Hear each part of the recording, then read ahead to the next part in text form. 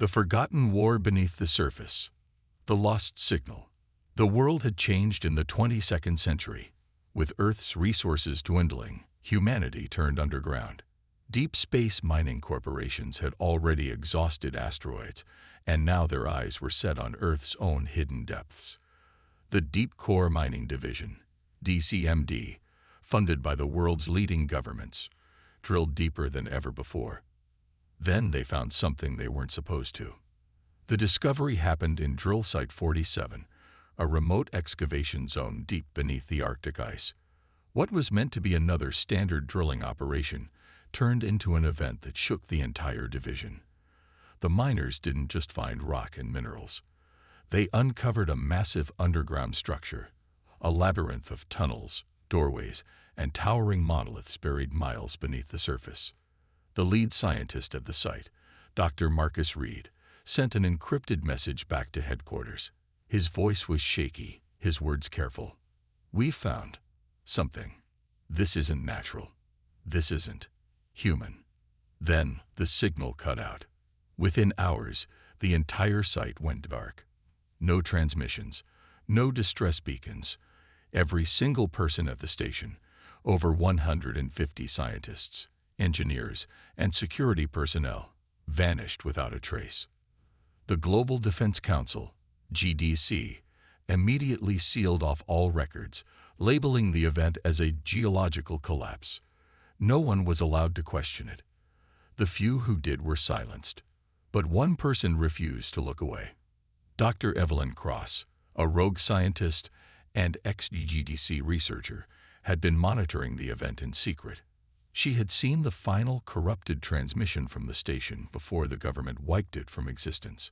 A single image had been attached, a grainy, static-filled video feed showing something moving in the darkness, something huge. She knew that whatever was buried beneath the surface had taken them, and she was determined to find out why. Dr. Cross was no fool. She knew she couldn't do this alone. With careful planning, she assembled a team.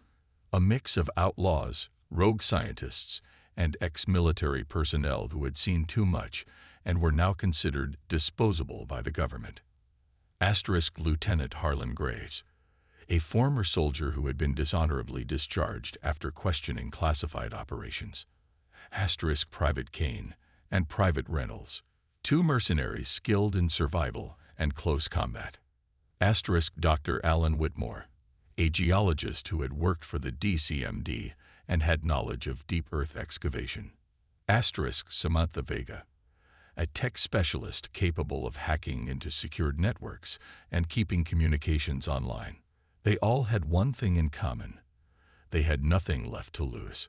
Stealing the modified mining transport, the Hades 9, the team descended into the depths. As the reinforced steel drill bore through layers of rock and forgotten history, Dr. Cross stared at the radar. Strange seismic readings were already showing.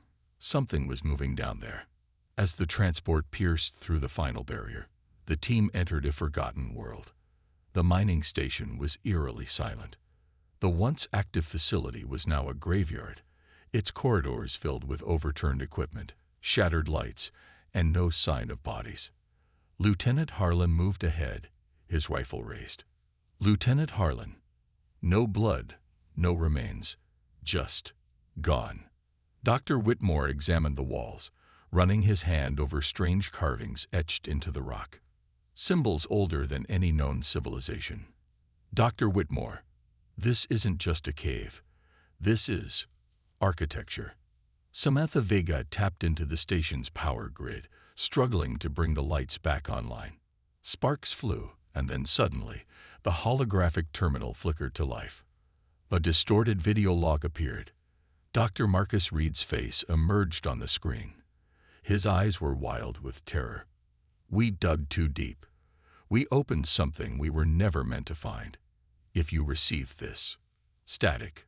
Then, a horrific screech filled the audio. The video cut to black. Silence filled the room. No one moved. Then the ground shook. A deep, rumbling vibration ran through the tunnels, making the walls tremble. Dust fell from the ceiling. The metal beams groaned under pressure. Private Kane tightened his grip on his weapon. Private Kane, please tell me that's just a normal earthquake. Dr. Cross checked the seismic scanner. Her face paled. Dr. Cross, that's not an earthquake. It's movement. Something massive was shifting beneath them. Lieutenant Harlan motioned for the team to move forward. Every step echoed in the hollow space, the darkness around them watching. The team followed a trail of abandoned equipment, leading them to the station's main drill chamber. There, they saw it.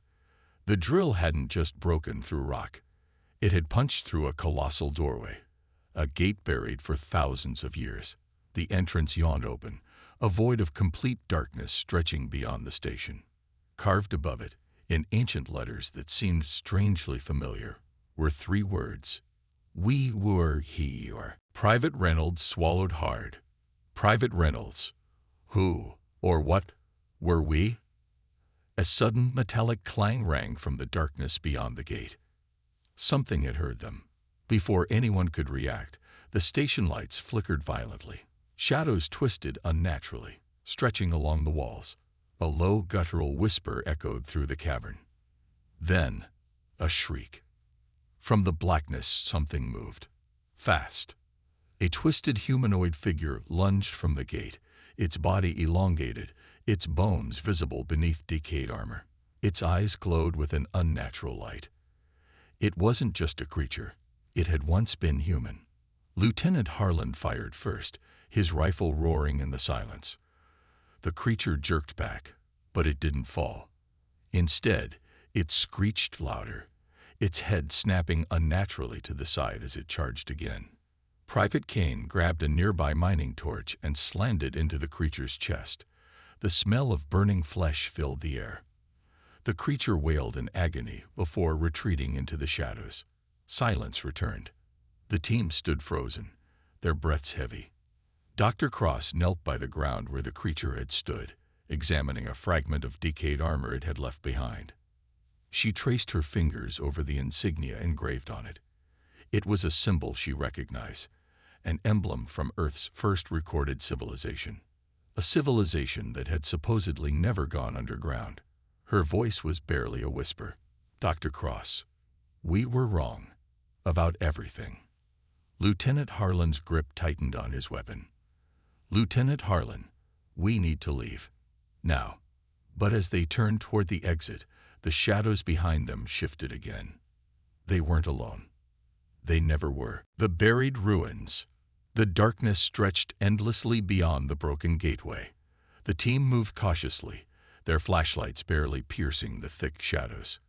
The air was heavy, thick with the scent of dust, metal, and something ancient, something that had been sealed away for thousands of years. Dr. Cross led the way, her heartbeat pounding in her ears. The corridor they walked through was not natural. It wasn't a cave, it was constructed. Lieutenant Harlan's voice was low. This isn't just a tunnel, it's a road. The walls around them were smooth, lined with strange, glowing carvings, symbols that pulsed faintly in the darkness. As they walked, those symbols seemed to shift, as if watching them. Then they reached the edge of the corridor, and their breath caught. They weren't in a tunnel anymore. They had stepped into a city. The cavern stretched beyond sight, revealing an entire metropolis buried beneath the Earth's crust.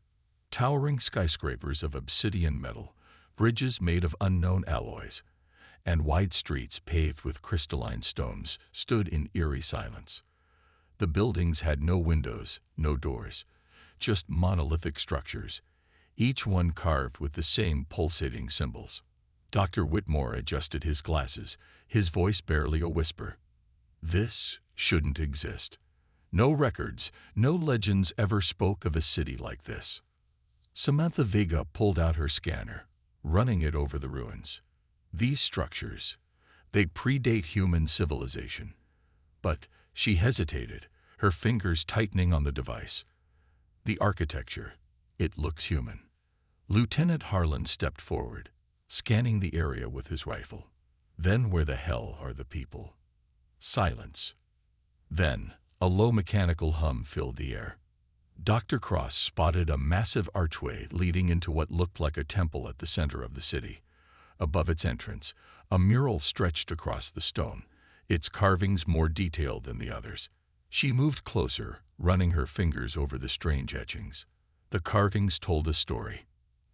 At the beginning, tall humanoid figures stood proud, their hands raised toward the sky. They built great structures, tamed the land, and flourished beneath the earth. Then the next set of carvings darkened. From the depths, shapeless horrors emerge, creatures with too many limbs, too many eyes. A war began, one unlike any seen before.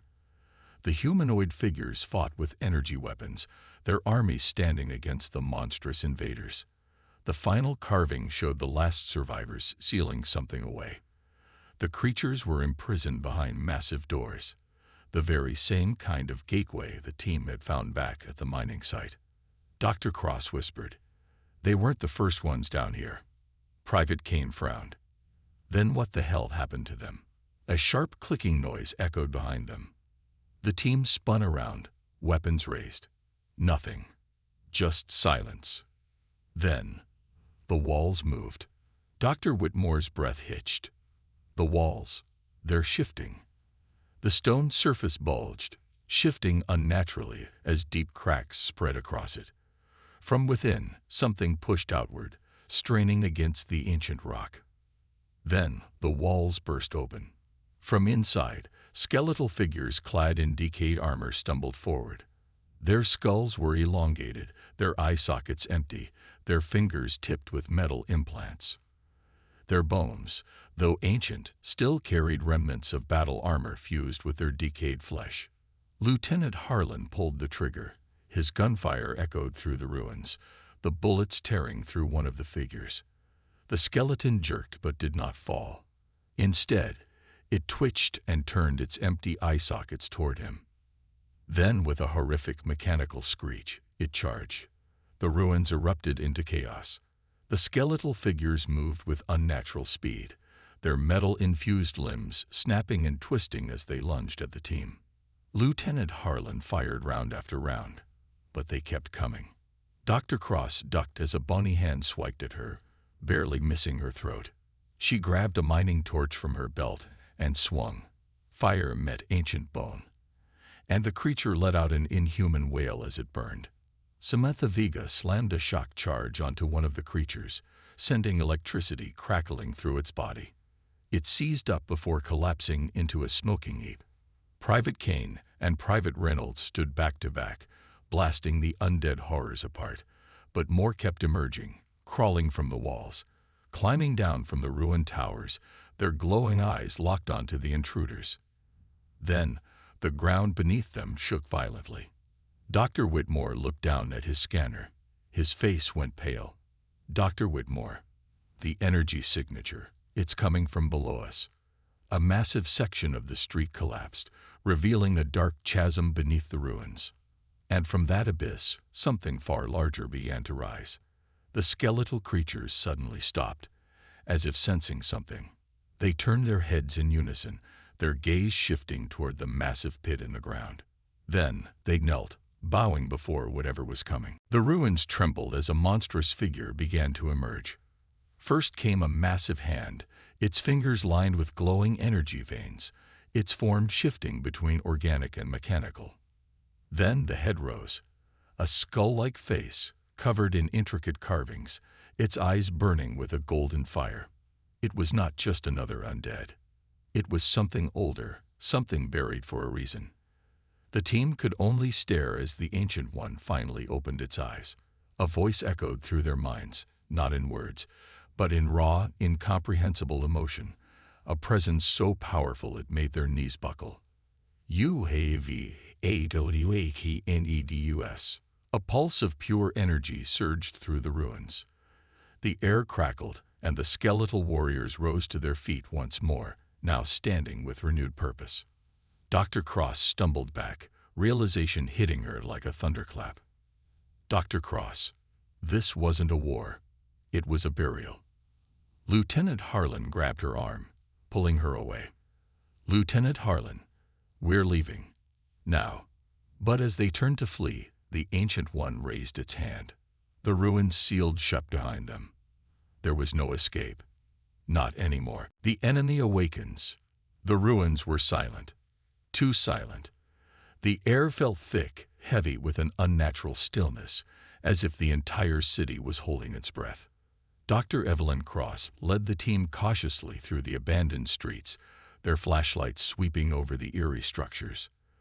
The massive carvings on the walls still pulsed faintly, their meanings unknown. Lieutenant Harlan's grip tightened on his rifle. "Stay close. We don't know what else is down here." Samantha Vega checked her scanner. "There's movement up ahead, but the readings don't make sense. It's like..." A sharp clang echoed through the ruins. Everyone froze. The sound came from above them. Dr. Whitmore swallowed hard. "We're not alone." And then, they came. From the rooftops, from the shadows between the buildings, they emerged. Twisted, grotesque humanoid figures, their bodies covered in decayed armor fused with their flesh. Their glowing eyes burned like molten fire, and their movements were unnatural, jerky, as if they had forgotten how to be human. But their faces were still human. Or at least they used to be. Lieutenant Harlan's stomach twisted. What the hell are these things? Dr. Cross stared in horror. They're not just undead. One of the creatures twitched violently, its jaw unhinging as it let out a distorted, inhuman screech. Then they attacked. Gunfire erupted, lighting up the darkness. Lieutenant Harlan and his soldiers opened fire, their bullets tearing into the hollowborn. But they didn't fall. The creatures absorbed the hits, their twisted bodies regenerating almost instantly. They moved faster than expected, dodging bullets, lunging at the team with inhuman strength. Private Kane fired a grenade round, sending a hollowborn flying into a crumbling building. It rose back up, unharmed. Dr. Cross grabbed Vega's arm. "We have to move. We can't fight them head-on." "Go. Move. Move," Lieutenant Harlan barked, firing as he backed away. The team rushed deeper into the ruins, weaving between collapsed structures, ducking behind stone pillars, trying to outrun the horrors chasing them. But the hollowborn were relentless. Then, the ground cracked beneath them. With a deafening rumble, the street collapsed. The team plunged into darkness, tumbling down a massive pit. Dust and debris filled the air as they hit the ground hard, groaning in pain. Lieutenant Harlan coughed, shaking off the shock. "Sound off. Who's alive?" One by one, the team confirmed their status. No major injuries. But when they looked around, they realized they were somewhere even deeper. The cavern they had fallen into was different from the ruins above. The walls were covered in ancient markings, but these were not like the others. They glowed with a sickly red light, pulsing as if alive. And in the center of the chamber, a massive structure loomed. It wasn't a building. It was a vault. Dr. Cross's heart pounded. She had seen similar structures in the carvings above. This was a tomb. Samantha Vega stepped forward, scanning the structure. "The energy readings are off the charts." Dr. Whitmore approached the markings, brushing dust off them. "This language, it's ancient, but I think I can decipher it." Dr. Cross joined him, tracing the carvings carefully. Then she froze. Her breath caught in her throat. She understood what it said, and it changed everything. Dr. Cross whispered, "We were never meant to live on the surface." The others turned toward her, confused. She pointed to the carvings. "Humanity didn't originate on Earth's surface. We started here, underground." Lieutenant Harlan frowned. "That's impossible." Dr. Whitmore shook his head. "No, it makes sense." He ran his fingers over the symbols, translating. "Thousands of years ago, there was a war. Our ancestors ruled this underground world, until something came. Something unstoppable. We lost. The survivors were forced to flee, forced to the surface." Dr. Cross's voice trembled. "We weren't the first civilization. We were the remnants of one." Silence fell over the group. Everything they knew about history, about humanity itself, was a lie. But before anyone could speak, the vault began to open. The ground trembled, and the chamber was filled with a deep, guttural rumbling. The vault doors slid apart, revealing a massive, dark abyss within. Then, something moved inside. A towering figure stepped forward, its form shrouded in shadow. Its eyes burned like twin suns, and its body was covered in a mix of armor and living flesh, a grotesque fusion of organic and machine. It had been sealed away for centuries, and now it was free. The Hollowborn stopped moving, turning to face the figure. Then, as if responding to its silent command, they knelt. Dr. Cross's blood ran cold. They were guarding it. This thing, it's their leader. The creature tilted its head, observing the team. Then, in a voice that wasn't human, it spoke. Its words echoed inside their minds, spoken in a language long forgotten. But they understood. You are no TWELCOME here. Then, it raised its hand, and the Hollowborn attacked. The Forgotten War. The screams of the Hollowborn echoed through the tunnels as the team ran for their lives. Their footsteps pounded against the ancient stone floor, their flashlights flickering as the ruins trembled around them. We need to find shelter, Lieutenant Harlan shouted, firing a few rounds over his shoulder. The bullets struck the creatures, but like before, they kept coming. Dr. Cross's heart pounded. They couldn't outrun them forever. Up ahead, Samantha Vega's scanner beeped frantically. There's an opening, a chamber, fortified walls. Get inside. Now, Harlan commanded. The team sprinted toward the large stone doorway. As they reached it, Dr. Whitmore slammed his hand on a nearby panel. The ancient mechanism whirred to life, gears grinding as the heavy doors slid shut just as the Hollowborn lunged forward, sealing them out. The team collapsed, gasping for breath. They were safe. For now. The chamber was massive, unlike anything they had seen before. Rows of dust-covered consoles lined the walls, their screens dark and lifeless. At the center stood a massive circular table, its surface embedded with strange carvings and a dormant holographic projector. But what truly made them pause were the statues, or rather, what they thought were statues. At the far end of the room, dozens of human figures sat slumped over their consoles, their armor ancient, their bodies perfectly preserved, as if frozen in time. Dr. Whitmore stepped forward hesitantly. They're not statues, they're soldiers. Lieutenant Harlan examined one of the figures. Its uniform bore a symbol, a forgotten insignia of war, one that no modern military recognized. This was a command center, he realized. This is where they made their last stand. Dr. Cross's fingers traced the dust-covered panels. If this place is still functional. She reached out and pressed a button. The room came to life. The central projector flickered, then flared with a ghostly blue light. A holographic figure materialized. A man in battle-worn armor, his face lined with exhaustion. His voice crackled as he began to speak. If you are hearing this, then it means we failed. The team exchanged uneasy glances. The recording continued. We were the last of the old world, the final resistance against the invaders who came from the darkness. We were not conquered. We were corrupted. The hologram shifted, showing a timeline of Earth's past, one that history had forgotten. It depicted a thriving underground civilization, humanity's original home. Then came the invasion. A black mist seeped into their cities, infecting everything it touched. The people did not die. They changed. Their minds were twisted, their bodies remade into something monstrous. The Hollowborn. Dr. Cross's breath hitched. They weren't always like that.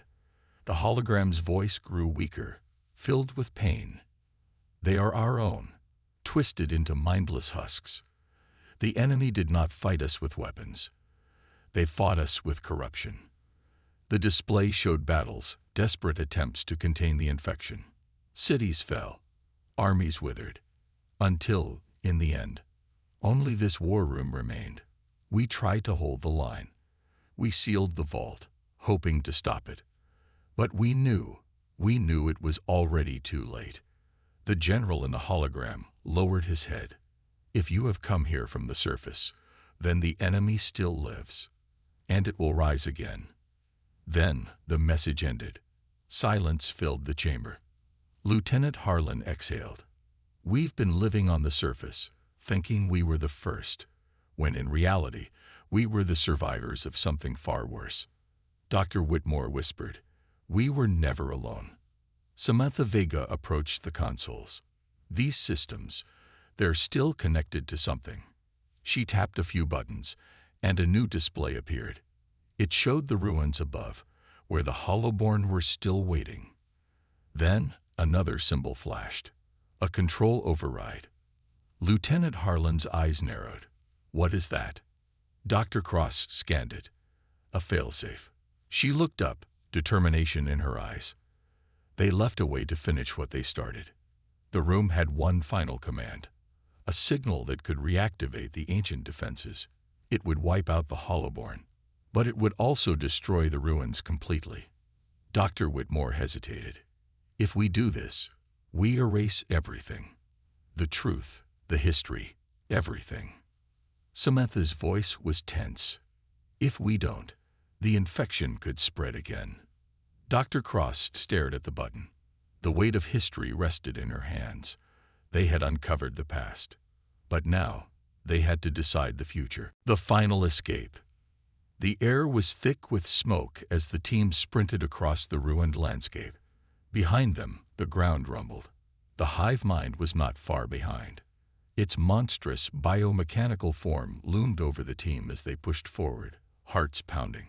Every step felt like it could be their last. Dr. Cross looked back briefly, her mind racing. "We can't outrun it," she shouted, her voice barely audible over the thunderous footsteps of the hive mind. The ground trembled with each step of the alien entity, and its glowing eyes gleamed in the darkened sky.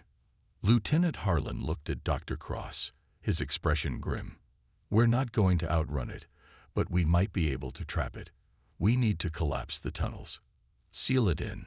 For good." They had no choice. The tunnels beneath them were the only link to the hive mind, and if they didn't act fast, the creature would continue to wreak havoc. Dr. Cross nodded. "Let's do it." Her voice was filled with resolve. She looked toward the rest of the team, her eyes locking with each of them. "Get to the explosives. We need to plant them in key places to collapse the tunnels before it's too late." Samantha Vega and Dr. Whitmore nodded, the weight of their mission settling heavily on their shoulders. They turned to begin setting up the explosives as Harlan and Dr. Cross led the way deeper into the ruins. The team moved quickly, knowing that they didn't have much time. The hive mind was closing in, and the ground beneath them felt like it was shaking with every second that passed. They worked as fast as they could, planting the charges at strategic points along the tunnels. The flickering lights overhead cast eerie shadows across their faces, adding to the sense of urgency. "Hurry up," Lieutenant Harlan yelled, his eyes scanning the horizon for any sign of the hive mind. They needed to move faster. The explosive charges had been designed to bring down the tunnels, but the hive mind's reach was so powerful that even the smallest delay could result in failure. The ground rumbled again, this time more violently, as if the creature could sense their plans. "It's here," Dr. Whitmore whispered, looking up at the sky. The dark shape of the hive mind appeared in the distance. It was massive, far bigger than anything they had imagined. Its hulking form moved with terrifying speed, its limbs twisted and biomechanical, dragging across the ground with a mechanical screech. The glowing lights of its body flickered like a predator zeroing in on its prey. "We have to get out of here, now," Harlan shouted, grabbing Dr. Cross by the arm. He pulled her toward the exit, but the rumbling of the earth told them there was no escape unless they succeeded in destroying the hive. As the team turned to flee, the ground beneath them exploded. The hive mind was closer now, moving faster, its sharp claws digging into the earth with terrifying speed. The team could hear the screeching, chittering sounds of its biomechanical creatures as they followed closely behind, emerging from the tunnels and chasing after them. "Go! Go!" Lieutenant Harlan screamed, pushing the others forward. They raced through the crumbling ruins, the explosions of the charges behind them lighting up the sky. The tunnels were collapsing, but it was no use. The hive mind wasn't going to be trapped. It had already begun to push its way out, and the team had no choice but to keep running, hoping that their sacrifices would be enough to slow it down. "We can't outrun it," Samantha screamed. "It's too fast." They were right. The creatures were gaining on them.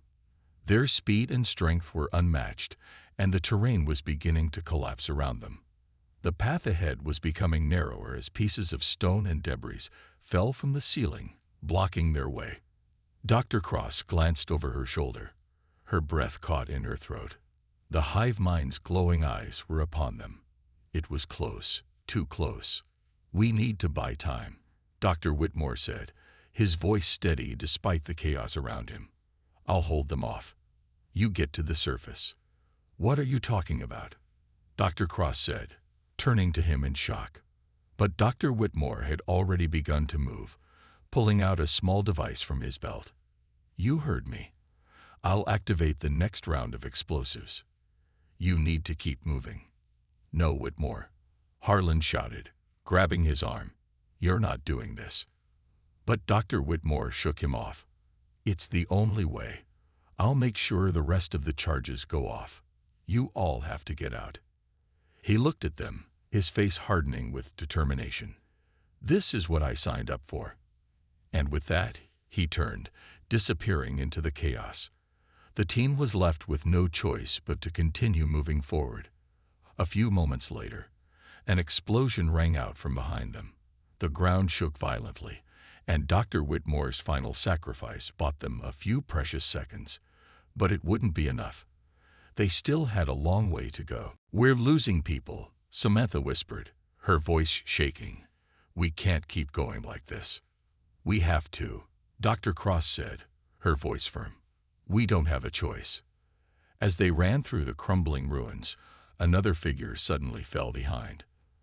The last of the biomechanical creatures closing in. Lieutenant Harlan pushed the team forward, holding his ground. "Go. I'll handle this one." "No, Harlan," Dr. Cross shouted, but it was too late. Harlan raised his weapon and opened fire on the approaching creature, buying the rest of the team just a few more moments to continue their escape. As the creature fell, Harlan kept firing, hoping his last stand would buy enough time. He knew this was it. "Get to the surface," he shouted one last time before the creature overwhelmed him, his body disappearing into the chaos. Dr. Cross and Samantha ran as fast as they could, their legs burning, their lungs screaming for air. They were close, so close. They could see the faint light of the surface breaking through the shadows. They were almost there. But the ground continued to collapse beneath them. The hive mind was relentless, and its creatures were right behind them. Every moment felt like an eternity. "We're not going to make it," Samantha gasped, looking back at Dr. Cross. "Yes, we will," Dr. Cross said firmly. "We just need to make it to the surface." They pushed forward, ignoring the exhaustion that threatened to slow them down. The sound of the hive mind's footsteps grew louder, but the light ahead was their only hope. Finally, they reached the surface. The light was blinding. The world above was different, a war-torn, shattered landscape, but it was freedom. Dr. Cross and Samantha staggered into the open, gasping for air, only to be greeted by the deafening roar of the hive mind. With her last ounce of strength, Dr. Cross pressed the detonator. The world around them seemed to explode in a brilliant flash as the last round of explosives went off. The ground shook, the skies lit up, and the ruins beneath them collapsed into nothingness. And then, silence. Dr. Cross turned to Samantha, her face grim. "It's done. The hive is buried." Samantha nodded, but her eyes were filled with sadness. So many had given their lives. Dr. Cross glanced back at the ruins. She couldn't help but feel a sense of finality. The hive mind was no more, but the cost had been too great. She turned away from the destruction and looked toward the horizon. "We'll rebuild," Dr. Cross said quietly, as the wind whispered across the ruined earth. "We'll rebuild, and we'll make sure no one forgets what happened here." And with that, they took their first steps toward a new world, leaving the darkness of the underground behind. The hidden truth. The world above had changed. The destruction was evident. The surface, scared by wars of long ago, looked like a haunted landscape.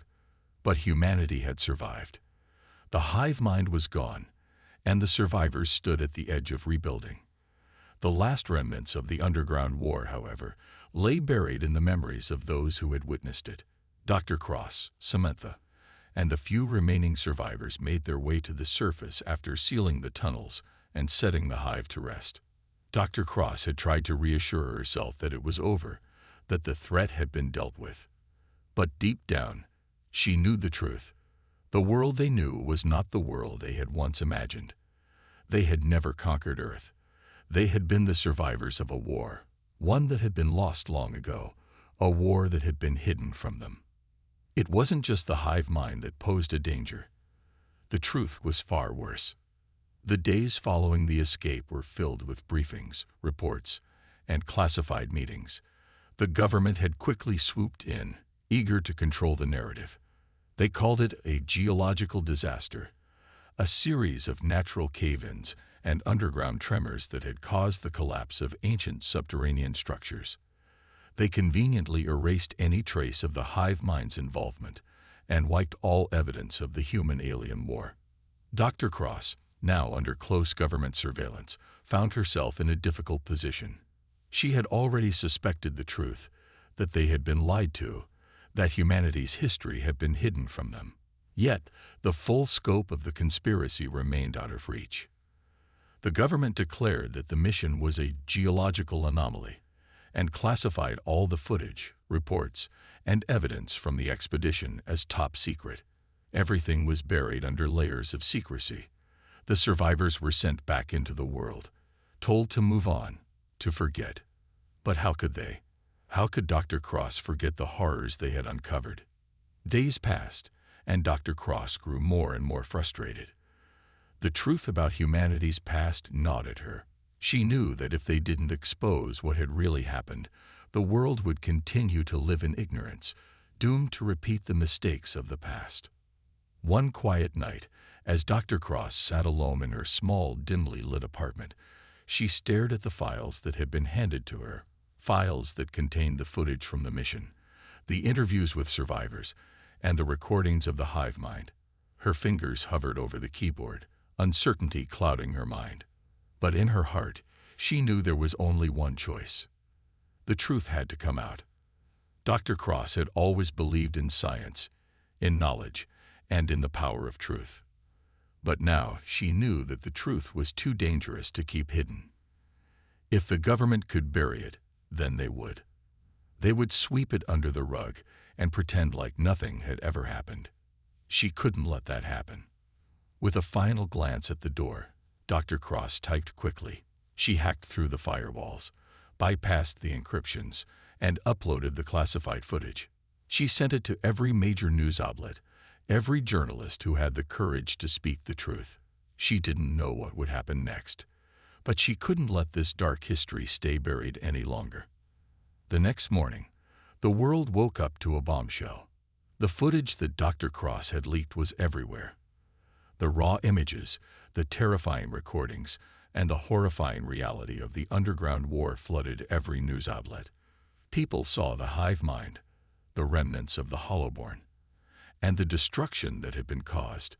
The survivors spoke out, telling their stories, sharing the terror they had faced. Dr. Cross's name became synonymous with the word truth. She had risked everything to expose the secrets that had been kept from the world. But the government wasn't pleased.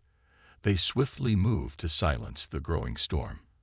They tried to discredit the survivors, to label them as delusional, to rewrite the narrative once more. But the people had seen the truth.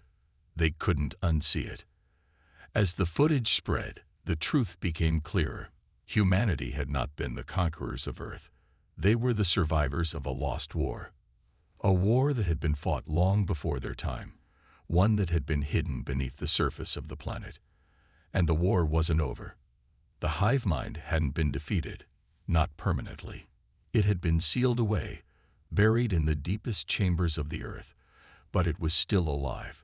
The alien force that had once controlled the Hollowborn, the creatures that had ravaged humanity's underground world, was still waiting.